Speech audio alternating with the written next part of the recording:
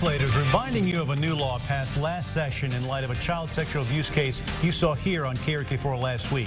Thanks for joining us at 10, everyone. I'm Bob Clausen. And I'm Samantha Boyd in for Laura tonight. The bill signed into law just last year changes the statute of limitations to give child sexual abuse victims more time to file lawsuits. Last week, I reported on Barry Walker pleading guilty to raping more than 30 children.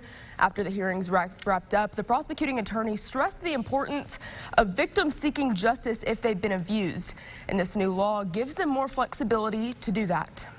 I do hope that one thing that comes out of this is that victims tell their story. It's a story you heard here for weeks that came to a close last Thursday after Glenwood man Barry Walker pled guilty to raping 31 kids, dozens of counts of computer exploitation of a child, and other similar charges. He'll spend the rest of his life in prison without the possibility of parole as a result. This case is here because one little girl and then two of her friends told the story, and it led to this. Prosecuting attorney Dan Turner getting the maximum sentence he requested for Walker on every count.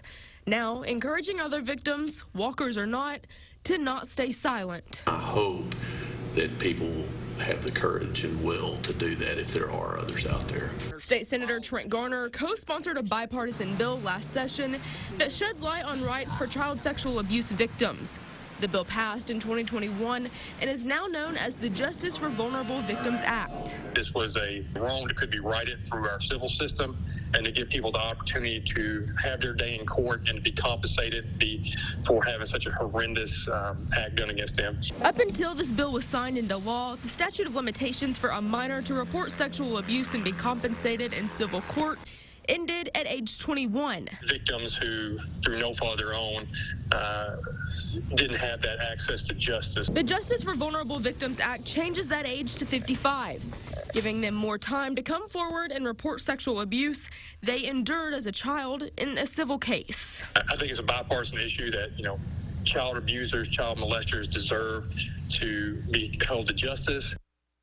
Garner says the bill also gives victims a 2-year window right now if they're over that age 55 limit. That way they have time to come forward for a civil case since this bill was just passed last year.